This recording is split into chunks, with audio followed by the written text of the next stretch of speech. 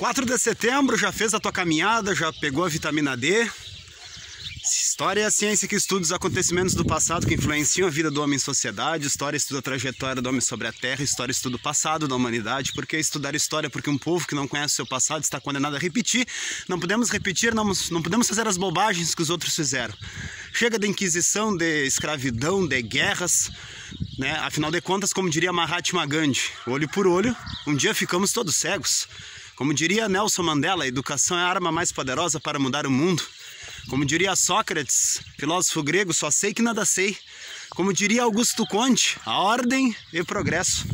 Como diria Mário Sérgio Cortella, somos um indivíduo entre outros 7 bilhões de indivíduos que pertencem a uma espécie, entre outras 3 milhões de espécies já classificadas que pertencem a um planeta que gira em torno de uma estrela, o Sol é uma estrela, entre outras 100 bilhões de estrelas, pertencendo a uma única galáxia, entre outras 200 bilhões de galáxias, num dos universos possíveis e que vai desaparecer. Como diria Chacrinha na televisão, nada se cria, tudo se copia.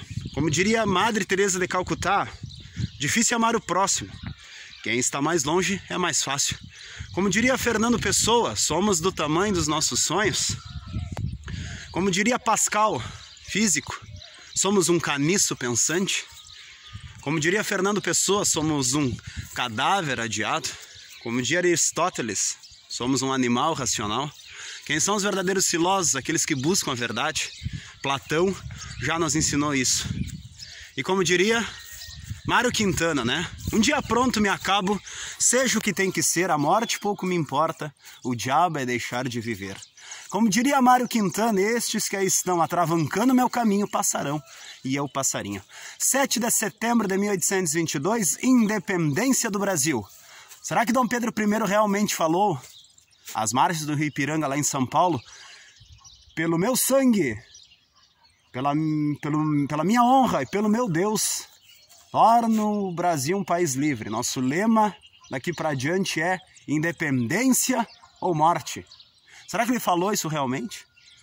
Mas sabemos que agora, 7 de setembro de 1822, iremos aí comemorar a independência do Brasil. O Brasil ficou independente, o Brasil ficou separado do reino de Portugal. Graças a Dom Pedro I aí, às margens do Rio Ipiranga em São Paulo.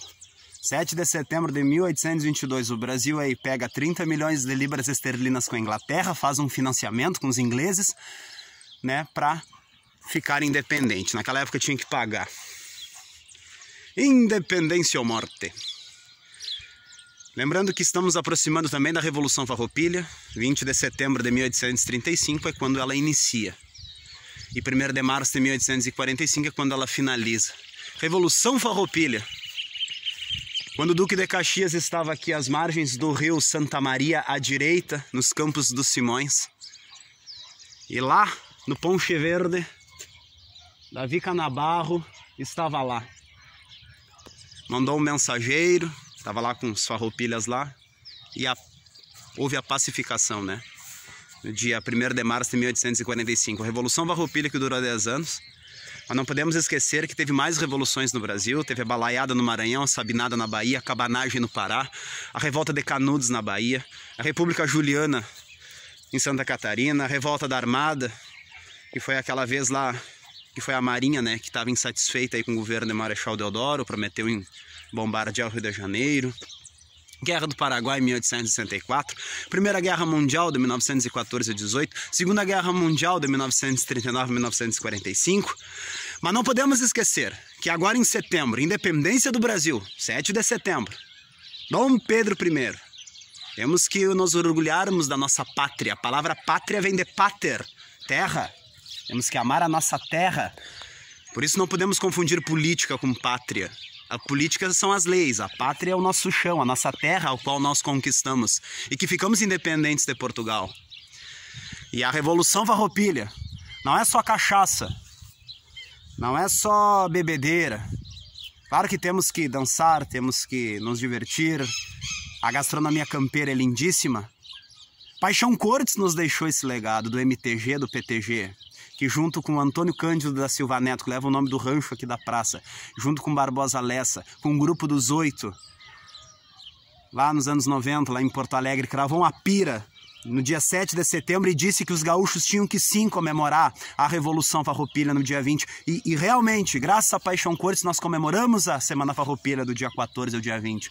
Mas não podemos esquecer que lá no CTG, quando estivermos lá, respeitando as medidas aí dos protocolos de segurança por causa da Covid-19, e que na história também já teve a peste negra, em 1300, nós já tivemos aí a gripe espanhola de 1918, foram outras epidemias também, mas não podemos esquecer que houve uma revolução e que a Pampa foi sacudida e que em 1836 teve a Batalha do Ceval em Candiota, onde Antônio de Souza Neto separa o Rio Grande do Sul do Brasil, e que teve a Batalha do Fanfo em Rio Pardo, e que teve a Batalha do Fanfo em Triunfo, né? E que teve a Batalha do Barro Vermelho em Rio Pardo, e que teve o massacre de Porongos, né? O último confronto travado em que os lanceiros negros participaram. Salve os lanceiros negros, salve os nossos negros na Revolução.